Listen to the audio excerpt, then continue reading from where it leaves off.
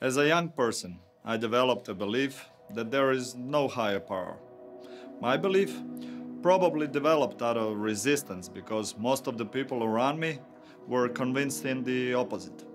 Actually, I'm not even sure why. Neither of us knew. We were all just convinced of our own idea. And with my own maturation, I began to notice cause and effect relations in my own life. I noticed that life is not random and chaotic, but that there is a certain pattern between my behavior and consequences. I was mature enough to say that I don't know if there was a higher power or not, the beginning of every learning. And with that, I set off on a wonderful journey of searching for my own experience to find out the truth, whatever it may be. And that's why my intuition soon told me to go to solitude. Unreasonable as it sounded again, I listened to it like every time. And I went into solitude. And that brought me to the experience in 2017. An experience in which, among other things, I comprehended the existence of a higher power. Name itself of that higher power is irrelevant. It is there no matter how we call it. I'm aware that I don't know the details, so I called it the management. I sense that our soul, when it matures enough, will join the management. But I'm not sure, and I haven't comprehended that clarity yet, so it is more correct to say that I don't know. And no, I don't believe it exists. I know. I have comprehended everything I talk about. I did not develop my own belief. Like everyone else's, my whole life has been under the supervision of the management. Long time ago, I called my life a perfect sequence of events that didn't always suit me at the given moment. They led me flawlessly to every next station of my maturation. Spirituality is the feeling of connection with the management. It is that feeling in life that we have when we feel that someone or something communicates with us in different nonverbal ways. It is that feeling when we start noticing a cause and effect relations in our life. It is when we feel that we have to go somewhere or do something, and only later we comprehend why. It is that feeling when we are sure that certain event is not a coincidence. No matter how impossible it seems, every event, even the most difficult, is here for us. It is here to help us overcome some inner obstacle. It is up to us whether we recognize and overcome the challenge or weep helplessly in front of it.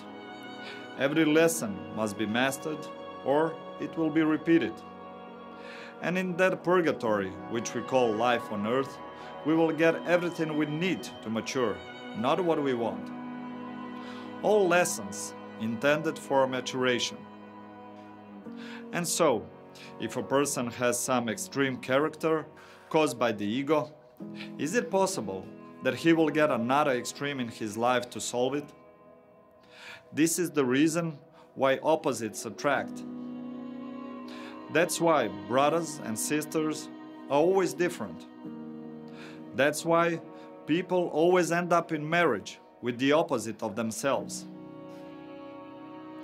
To teach each other something and solve their personal extremes. Or is that also just a coincidence?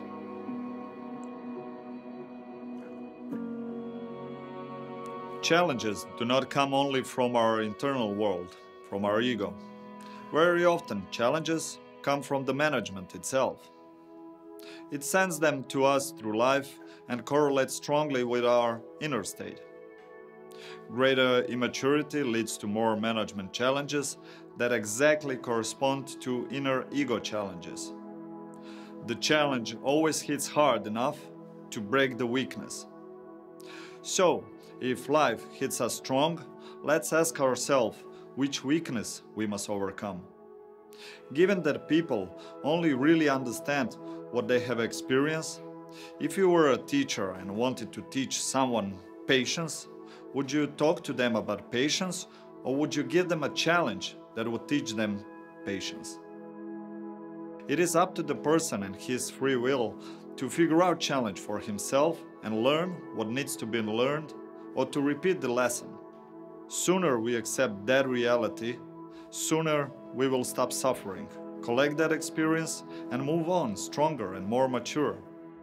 Although we expect a lot from life, it expects nothing from us. The management is not indifferent, but it does not expect anything from us. It loves us so much that it will let us in our ego as much as we need. It will let us take responsibility as we should let others take responsibility. However, this does not mean that they will let us move on towards clarity without having comprehended our obstacles. On the contrary, it will repeat the challenges until we solve our ego challenges. That is pure love. The COVID-19 pandemic has brought a new reality. Just as a person receives management challenges, which are there to help him overcome ego challenges, such as attachments or restlessness, so does the human species, due to its connection as a unique organism, receive a challenge and a new reality. And many did not like that reality and did not accept it. And with that, they created suffering for themselves. Mature and wise would be to ask what this new reality wants to teach us. Maybe it wants to teach us to stop running for a moment, to take a breath and see that now is beautiful and that we don't have to constantly rush and fulfill the obsessing needs of our ego. Did it give us a chance to pay attention to things we didn't have time for before? Maybe exactly on ourselves, and that it is time to dedicate to ourselves? Is it possible to think, at least for a moment, that we should actually be grateful for that challenge? If we, as a single organism, had comprehended this clarity sooner, is it possible we could have avoided this management challenge because it simply would not have been needed? Or was the pandemic the last nail in the coffin before doomsday and it crippled us and separated us from each other and it is to blame for all our suffering and without it everything would be better? As always, whatever answer we give ourselves is the reality we will live in. It takes a lot of maturity and silence to correctly interpret what the management wants to tell us. Interpreting management challenges is just as demanding as interpreting ego challenges, because challenges do not come with instructions and translation. The catch is that we must dedicate to overcoming that challenge. However, the management challenges do not always come in a difficult and ugly form. Challenges comes in many forms and shapes. My challenges came in the form of poverty and family violence. But through life, I saw much more pleasant challenges that can be overcome because, in the short term, they did not cause suffering. That's how John, when I met him, had the same challenge his whole life. Considering that he was the only son, he was lucky enough to inherit large family wealth since he was a child. And that's why he had never experienced ordinary, everyday issues, financial or organizational. He lived in his bubble. And that's why he never experienced many things in real and ordinary life. And despite being a good person, he remained immature and unaware. He never wanted to get out of his bubble. It was too comfortable for him. So he deprived himself of many experiences outside that bubble. There was no suffering in the state of ego to wake him and to force him to mature. Even today, he is on that bridge, waiting to comprehend the experience of the golden balloon, so he could cross that bridge, mature, and gain further insights. So, is mine or John's challenge bigger or smaller? Who is lucky from two of us and who is not? Looking from the perspective of life on earth, our ego purgatory, these are considerable differences. I am miserable because of my challenge, and he is not even a challenge, but a blessing. Looking from the perspective of the person maturation, exactly the same challenge. We were both faced with a management challenge that we had to comprehend as an experience in order to mature. I can suffer in mine and he can enjoy in his, but both challenges are only there to hide the truth from us. From that perspective, his challenge is even greater because there is no suffering that forces me to take responsibility and reveal the truth. And he continues to live in his bubble, unaware. And the management always helps us by setting challenges for us in three ways. On the one hand, it helps us by guiding us to our ego challenges with patterns in our life. The patterns are meant to help us see the cause and effect connections in our lives and thus arrive at the ego challenges that we need to solve. For example, we fear loneliness, and that is why our partners always leave us. Our partners leaving us regularly is a pattern which should lead us to become aware of fear from loneliness and to face it. When we face and overcome that fear of loneliness, comprehended experience will make us more mature and prevent the same result in the future. Or we often have problems with material things and money. Problems are here to make us aware of our own attachment to material and to face it by letting go of that same attachment. On the other hand, the management helps us with coincidences and messages in life. Already we understand that there are no coincidences and that everything happens for a reason.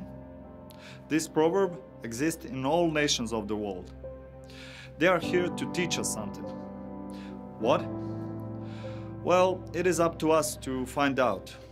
Where you encounter the greatest resistance within yourself, there you will find the greatest space for your growth. The aggressive ego will most often receive a message to silence its selfishness, and the passive ego to stand up for itself. Materialist that he should not get attached to things, and a football fan that he should not get attached to idea. And finally, the consequences, or penalties, prices, education. Again, call them as you like. But everything we do in life comes with a price. For everything good and bad, selfish and selfless. Did you notice that? During my unconscious teenage days, whenever I would be arrogant in the morning till the evening, I would get live smack from management. Whenever I would get the feeling of being special, by the end of the day, the management would have dissuaded me. If we love to lean on something, they will take that crutch from us. If we live in fear, we will be given fear. It is up to us how much we will insist on weakness and prolong suffering. It is a matter of our free will, not of the management. And to help, in addition to the management challenges, the management also designed direct communication with our souls, an intuition.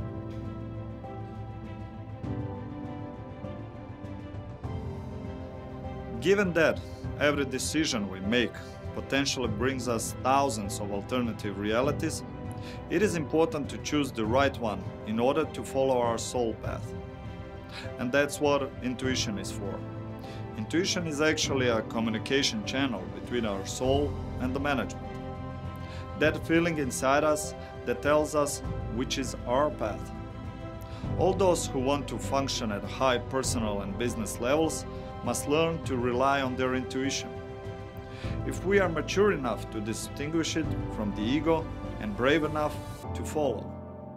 I have often heard the expression, "My intuition is always right, I just never listen to it." Fear and doubt silenced her. How many times have you felt that you should get out of some relationship, but you didn't do it because you were afraid of loneliness, change, or judgment? How many times have you wanted to make a move in life and felt it was right, but you were afraid of failure? Therefore, do not let fear control you. And if you are sure that you feel intuition and not fear, trust it more than your own eyes. Intuition is not externally conditioned. It is a thought or feeling that just comes to us as something we should do and we feel in it a certain direction or obligation to follow it. So, pay attention to what it tells you and where it directs you. It is most often related to the path you need to take. And there is a lot of paths we can take, so we need to be sure to take the right one. My name is Zoran Salopek, and in the last episode we will discuss religion and past lives.